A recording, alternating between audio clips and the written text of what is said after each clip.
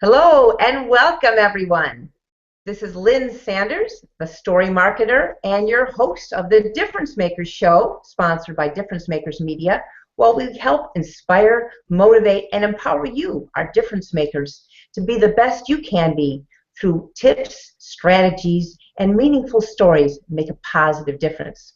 For those of you who don't know me, I'm also the CEO and founder of Park Avenue Marketing, where we offer strategic attraction coaching, writing, and media to help you make a positive impact in the world. And I am so excited about our guest for today, as well as our special co-host and wingwoman, Virginia Parsons, the Hangout Mentor, and the host of the Inspirational Business Women Show. So Virginia, can you let us know where you're hanging out from? Well, I'm thrilled to be here with you today, Lynn, and to meet Bob in person. This is terrific. I'm hanging out from Reno, Nevada. That's very good. I'm here from the Chicago area. And can you share with us, for those who are new to Hangouts on Air, or for those who are comfortable, would you all please be kind of to write your names and where you're hanging out from so we can get to connect and know each other better. Virginia, I'm going to ask you to share any notes in the comment stream of anyone who is joining us today. Happy to. We've got Roy Montero from, Montero. Sorry about that, Roy. And he's here from California. We've got V. Lynn Hawkins hanging out. Good to see you, V. Lynn. And looking down, Elaine Nieberding and Dame DC Cordova. Great to see you here, DC. Wonderful. She says Bob Burg is wonderful. Definitely. Well, let me give you an intro now without further ado, and I hope you don't mind. I'm going to have to look at my notes a bit because Bob has a long list of credentials, and besides that, the reason I'm so excited is I've known Bob myself for about, I think, Bob, it's been 20 years or so, and he is someone I've admired and respected and enjoyed so much. I've bought his books. I've even given them away as gifts for people because it makes such a meaning in my life, and I think this is going to make a big difference for all of you who are listening. So, without further ado, the question is, can you really systematically get the results you want from others while making them feel genuinely good about themselves in the process and about you? Our guest says absolutely. That guest is Bob Burg. He's a sought-after speaker at corporate conferences and entrepreneurial events. He regularly addresses audiences ranging in size from 50 to 16,000, sharing the platform with notables including today's top thought leaders, broadcast personalities, Olympic athletes, and political leaders, including a former United States president. Although for years he was best known for his book, Endless Referrals, over the past few years, it's his business parable, The Go+Giver, co-authored with John David Mann, that has captured the heart and imagination of his readers. It shot to number 6 on the Wall Street Journal's Business bestsellers list just 3 weeks after its release and reached number 9 on Business Week's. It's been translated into 21 languages, and it's his 4th book to sell over 250,000 copies. And Bob, just so you know, and Virginia, I've read this book multiple times. It's the kind of book that you want to read and reread because you get so much from it, and then you, of course, want to give it to all your friends. Thank you. And then he believes his newest book, which I've been reading, Adversaries into Allies, Win People Over Without Manipulation or Coercion, is by far his most important work yet. And I definitely agree. This is a great one. It's all about building trust and using the power of persuasion to be able to get what you want in a positive way. And we're going to go into more depth about that in just a few minutes. Bob is also an advocate, supporter, and defender of the free enterprise system, and he believes that the amount of money one makes is directly proportional to how many people they serve. And now, without further ado, Virginia, can you give us a little sound effects, if you wouldn't mind, a little drum roll or clapping? Let us welcome Bob Burg. Da-da-da. Da-da-da. Well, we don't have our clapping here, Bob. Bob, where are you hanging out from? Come on into the hangout. I'm home in Jupiter, Florida right now. Thank you. Thank you. Nice, warm, cozy place. Yeah. So, Bob, you know, many people have followed you all over the globe. Can you just start out by telling us a little bit about your background and what inspired your passion to do business the way you do it? Well, I began my professional career as a broadcaster, first in radio and then television. Not for long, though, and I really wasn't very good at it. And I very quickly graduated into sales. Knew nothing about sales, so I floundered for the first few months until I came across some books by people like Tom Hopkins and Zig Ziglar, who, 30, 35 years ago, their books totally changed my entire abilities when it came to sales, because they had a system that worked, and it really showed me that you didn't have to reinvent the wheel, that you just had to tap into the wisdom of people who had already been there and done that. And of course, so long as it's congruent with your value system, then it's really a fit. And I think a big change for me came when as I was starting to get rather successful in selling. I still was out there trying to make the sale, and it was about me, and it was about, and I was coming into work. I was actually back into the office, and it was after an unsuccessful sales appointment. And there was a person, an older guy, who was about to retire, actually, after a long and distinguished career. He wasn't even in sales. He was an engineer or something like that. I only met him this one time. But I think he saw me as sort of the up-and-coming sales guy who really wasn't quite there yet and needed to change some basic things. And I don't know how he really saw this in me. It might have just been he was looking for someone to give advice to, and I happened to need exactly what he was saying at the time. He's someone that one of my great friends and mentors, Dondi Scumaci, we refer to this as a drive-by mentor. Someone who just happened to say that perfect thing when you needed to hear it. And what he said to me was, Berg, if you want to make a lot of money in business, if you want to make a lot of money in sales, don't have making money as your target. The target is serving others. Now, when you hit the target, you'll get a reward. The reward will be money, and you can do with that money whatever you'd like. But the money is not the target itself. The money is simply the reward for hitting the target. The target is serving others or serving your customers. And that made a huge difference with me. That was an adjustment. That was a mind shift. And once I began understanding that and taking it to heart and doing it, my sales just hit a whole other level. And that's something that I think I try to bring to others if I can. In our book, The Go+Giver, with John David Mann, who's a terrific author, and John was really the lead storyteller and a fantastic writer. I think we see the main focus of the book being that shifting your focus. And that's the key, shifting your focus from getting to giving. And when we say giving in this context, we simply mean constantly and consistently providing value to others. And that when you do that, not only is it a more pleasant way to live life, but it's a very financially profitable way as well. Definitely. So I never really realized that you are, in a sense, you were that person in the Go-Giver who was learning the lessons from Pindar. Joe?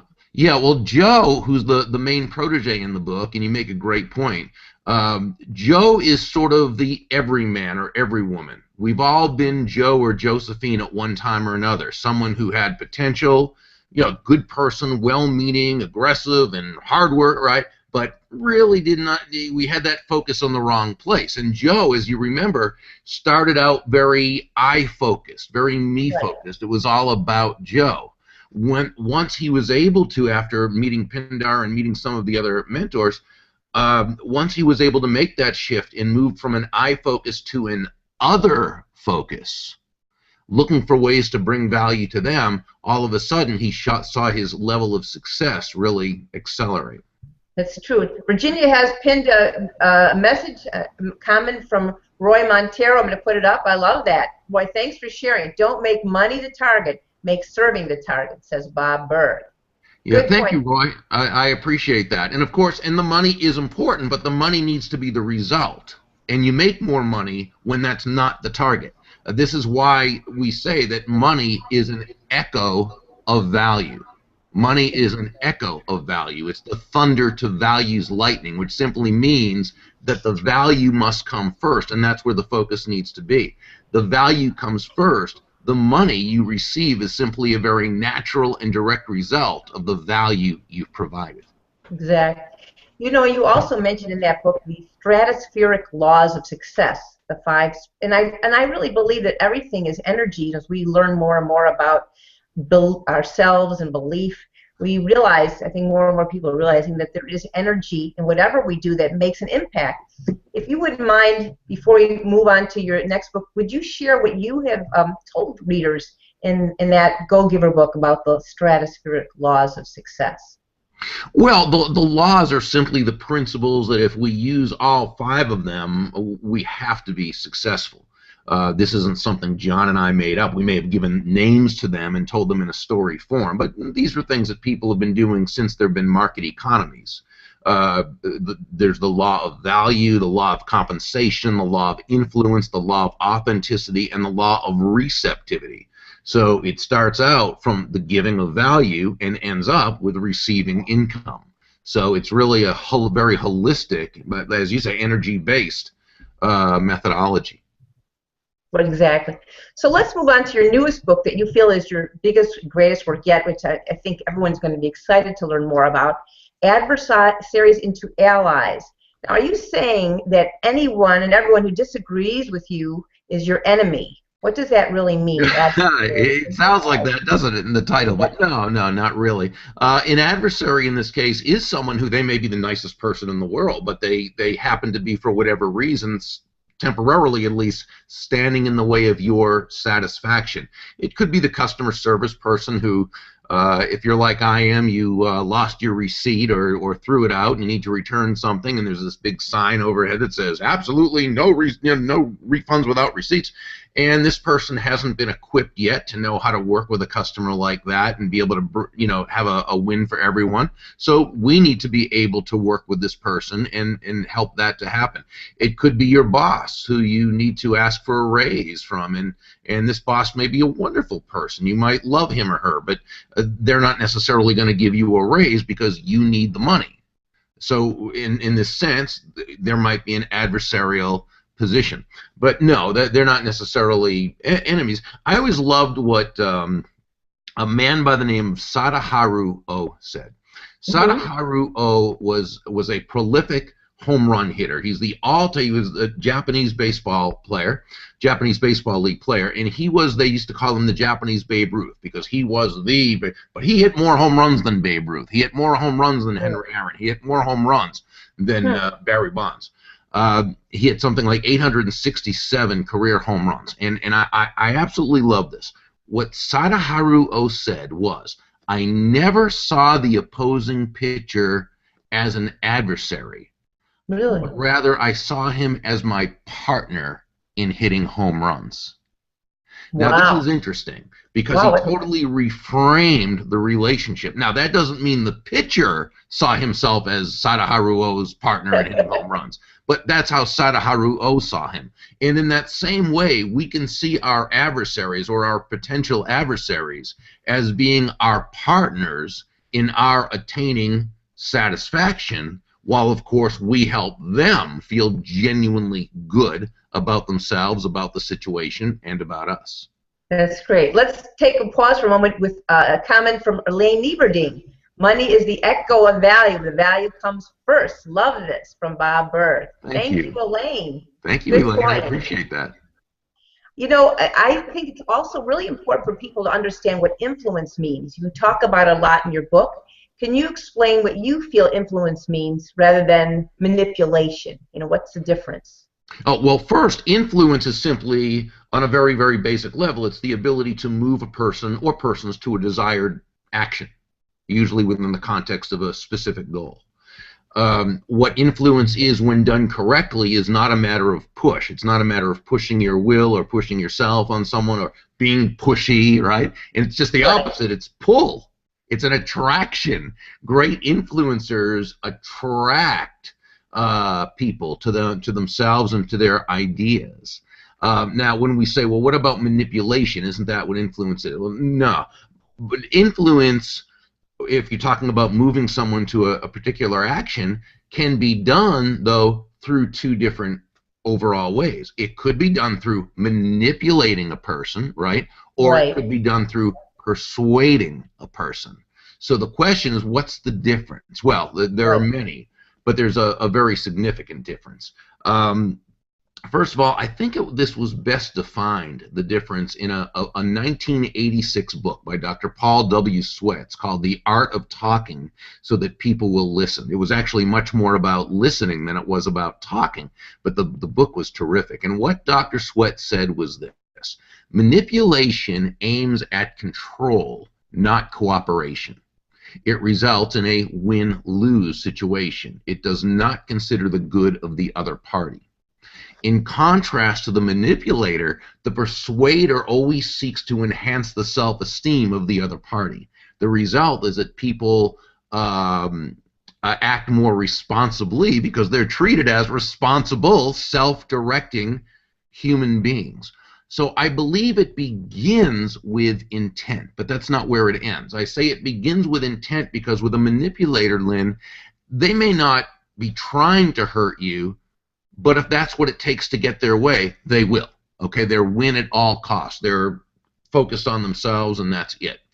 With a persuader, that will never be the case, because for a persuader to feel good about the situation, they have to know that they benefited you as well. So it begins with intent, but that's not where it ends, and here's why. Because both a manipulator and a persuader, they both understand human action, they both understand human nature, they both understand human motivation. Both a manipulator and a persuader can cause you to take immediate action. But once you know you've been manipulated, you will, from that point on, do your best to avoid that person, or even if you have to work with them or be around them, you'll do your best to resist them and their ideas. With a persuader, that's not the case, because if you've been persuaded, you feel great about it, genuinely. And so you're much more likely to buy into their ideas. So not only is manipulation not good life practice, it's not good business practice. It's much better to be what we call a positive persuader rather than a negative manipulator. Right, and we all know we've been manipulated, like you say, and persuaders, you want to be around those people, you feel good around them. You know, I have to comment, and I don't even know, sometimes I think when you are out there, Bob, speaking or just talking, I've noticed you're like a magnet, so people feel good, and I think it's even just the energy. I think when you start tuning into those positive influences, people want to be around you because they just feel naturally good. And then you coined a term in your book, which I love, the ultimate influence, and you talk about 5 principles of ultimate influence. Can you explain what they're all about?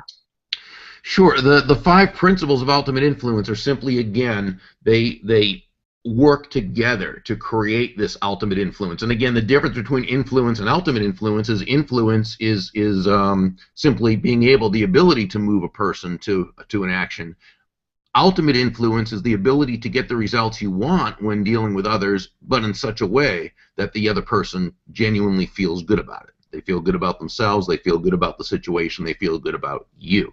The person who has developed a strong ability to be an ultimate influencer, that person is 9 steps ahead of the game in a 10-step ball game. Because while technical skills are certainly important, we need to have competence and be able to know what we're doing. A lot of people have that. That's sort of now, it's the entry fee just to get into the game. But the person who has ultimate influence, the person who's able to elicit agreement on their ideas, that person who can walk into a room and even if there's a challenge, people just know that person has the self-confidence and the ability to work things out so that people are happy. That's the person who really accomplishes great things. The 5 principles themselves are: number 1, control your own emotions. Number 2 is understand the clash of belief systems. Number 3 is acknowledge their ego. Number 4 is set the proper frame. And number 5 is communicate with tact and empathy. Those are all really important principles, and you go into more detail in your book on each of them. I really, especially was enjoying reading the one about setting the proper frame. Could you explain a little bit more about what that means? Because I think this is something that we all need to know about in every day, any encounter we make with people, business or personal. Well, that's a great point, Lynn, because in every transaction, in every interaction, a frame will be set. The only question is, who will set the frame, they or you? If it's they who set the frame, they may set a great frame, but they may not. They probably are not aware of the importance. Whereas if you take it upon yourself, you're 80% to the results you want. So what is a frame? Well, I define a frame as simply the foundation from which everything else takes place. And let me give you an example that I cited in the book. I was at a Dunkin' Donuts store where... Your favorite place. Huh? I said it's your favorite place, isn't it? Exactly. Where there was a little boy, a little toddler, 2.5, 3 years old, and he was running around the restaurant, and his parents called him over. So he began to walk over toward his parents' table when suddenly he kind of took a spill on the floor. He just fell. And he didn't fall hard, and he didn't hurt himself, but you could tell by the look in his face he was shocked. He was surprised. He intuitively knew that wasn't supposed to happen. So what did he do? Well, immediately he looked at mom and dad. People he trusts most in the world, right? He was, well, what comes next? I mean, how am I supposed to be, thinking about this? See, what happened. What he wanted to know is what happens next. Okay. I really believe that had the mom and dad gotten panicky or upset or, oh no, are you all right, my poor baby? I think he would have started to cry. But they handled it beautifully. And what they did is they applauded and they smiled and they said, oh, how fun, what a good trick. And, they began to laugh. Immediately he began to laugh, right, like a little kid would. It was what the parents did is they set a positive frame. They set a productive frame from which he could operate. Well, that's a great thing. It's the same thing with adults. It's walking into a meeting and having a genuine smile on your face. It's letting this person know how happy you are to meet them. It's maybe you're at a networking event and somebody walks in and you can tell they'd kind of like to join your group, but they're not sure if they're welcome, and maybe you open up your body language a little bit so they feel welcome. It's calling someone on the phone, reaching a prospect and saying, have I caught, do you have a really quick minute, or have I caught you at an awful time? And what you've done is you've established the frame of respect, and you've given them that out or back door so they feel confident in giving you a couple of minutes because they don't feel pressured. So there's all that, but we also have to be able to reverse someone else's negatively set frame. You need to speak to the manager or the supervisor, and they come out and they've been, they have to deal with unhappy guests. Maybe it's a hotel all the time, and so they come out with a game face on, and they have to be nice, but they're ready to quote the rule book, and they're usually facing someone who's like this, and I can't believe it, right? But instead, so he comes out with that frame of defensiveness and adversarial. But instead, you have a smile, you have a calm demeanor, you have a genuine smile on your face. You take a step toward him with your hand outstretched, say, "Hi, Mr. Johnson, Bob Burg. Thank you so much for taking a moment out of your day. I know you're very busy." Boom. You've just reset the frame from adversarial to someone he wants to help, someone he wants to please if possible. Oh, I love that. Bob, there's one phrase that you said in one of your books, and I can't remember which one. Maybe you repeated this. It's been so valuable to me for years. It's the, I'd understand if you couldn't. The 8 key words, right. Oh, I love that. Will you say it to everyone? It actually, not that I promote this widely, but it actually helped me once get out of a traffic ticket. This frame, the sentence also was so great that when we went into a hotel and there was really a lot of noise in the room next door, and we didn't like the hotel, we decided to leave before the night was up. We got all our money back. It was because of you, Bob. This first phrase, and I've used it a lot whenever I'm in a situation where I would like to gently persuade someone. Would you share with us the magic words? Sure, and of course this is set up by being polite, by being genuinely kind, by being patient, so that the person is predisposed to want to work with you. But if it seems like something that they either they don't usually do, or it's sort of against policy, but it's really, but it can go either, that sort of thing, you simply say to the person, if you can't do it, I'll definitely understand. Those 8 words. If you can't do it, I'll definitely understand. Now, what you can do is you can pause a few moments, and you might say something like, if you could, I'd certainly appreciate it. That's it. That's it. Yeah. And I really appreciate it if you could. I understand if you can't. Yeah. And what you've done is you've done a couple of things. One is, again, you've shown this person that while you would like to get the results you want, you're letting them know that they are more important than the results. You're also letting them know you believe in them. You believe, if they can, and you think they can. But if they truly can't, that's okay. You're more important than me getting this. But what that does, and I call it giving them the out or the back door. And an out or a back door is sort of an emotional escape hatch. People want to feel like they're in control of their destiny. They don't want to be pushed. They don't want to be cornered. Okay?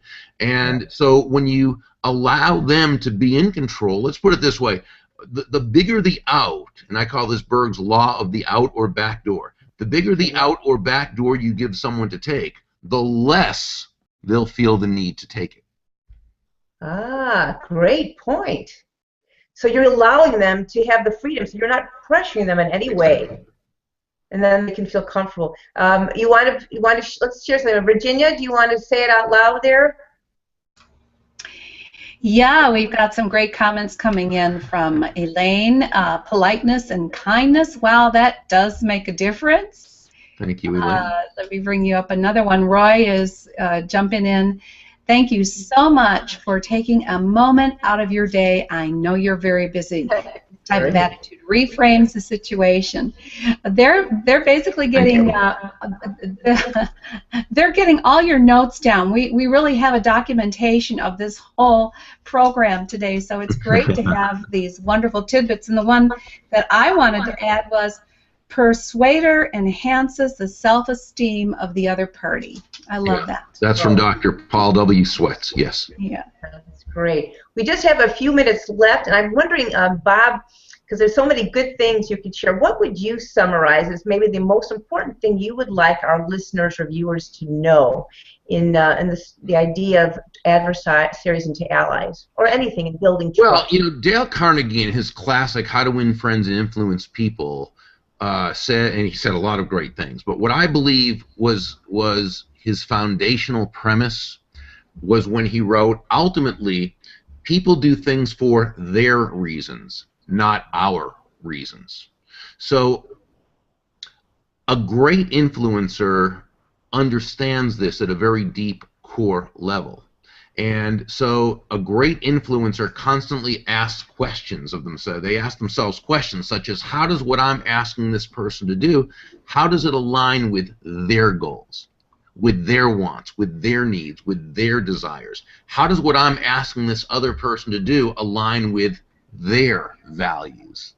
And when we ask ourselves these questions intelligently and thoughtfully, and genuinely, authentically, again, not as a way to manipulate another human being into doing our will, but as truly a way to build others, we've come a long way to earning that person's commitment. And again, referencing my great friend and mentor, Dondi Scumaci, a great leadership speaker, Dondi often says, when it comes to leadership, when it comes to influence, compliance, or force, right? Compliance will never take you where commitment can go. And I think that's key. Beautiful. Compliance will never take you where commitment will go. Dondi Scumaci. Yeah. Right, because you're really touching their emotion there, the commitment. That is really beautiful. And, I think that this is a gift that Bob is giving everyone. He didn't think it was that much of everything. I think it's great. Bob, would you let our viewers know where they can learn more information and even get the first chapters of your books? Sure. They can go to burg.com, and if you'd like, subscribe to my Influence and Success Insights.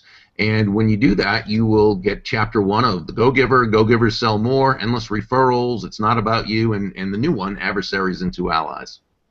And you know, there was one missing in there, Bob. I've given this as a gift, a little booklet, the success formulas. Oh, yeah. Thank you. Remember that? Mm-hmm. So if you go to, is it thesuccessformula.com or? It is, but you can also, even at the Burg.com site where it says books, I think it might say library, I'm not sure, but or bookstore, something like that. You can find it there. It's a little booklet. Yeah, I loved it. So do you have any last words, Virginia, that you'd like to share with our audience? Any things that bring top of mind that you'd like to share? Well, just the overall theme of providing value and thinking of coming from that framework or that frame of reference first, and how can I be of service to the other person, I think is just a great way to win and influence people and, you know, bring together some great alliances. So I love just the whole theme of this, Bob, and really appreciate your wisdom. Oh, thank you, Virginia. Thank you. Thank you. And Bob, what is coming up next? So people might want to know. Are you going to be? I think you're going to be on another program, and one of our hosts actually is on listening right now. Can you share with us what next program you're going to be on? You know, Lynn, I do a lot of interviews, so I'm pretty much always doing those. You know, so when you have a book, you never stop promoting it. That's true. Well, I think we have Lynn Hawkins on the program listening today. And looking forward to speaking with Lynn. So all of you just feel free to reach out to Bob at the website, it's on right there, www.burg.com. Is that correct? Let's get that up there. And take advantage of the books, the sample chapters. You'll probably have to go and buy the rest of you. One chapter, it's like eating one potato chip. You're not just going to be able to eat one. And Bob, I just want to thank you so much. This has been a treat, and I am looking forward to having a chance to connect with you again in the near future. And all the best in your ventures. Thank you so much. I appreciate being with both of you, and thank you everyone for tuning in today. Thank you, and we'll look forward to hearing you again on another Google Hangout on our show. Thank you all for listening and joining in. Feel free to share this program with your friends, family, colleagues, because I know we'll all be able to learn a lot from it in the listening and the replay. Thanks again, Bob, and take care, and all the best to all of you. Bye-bye.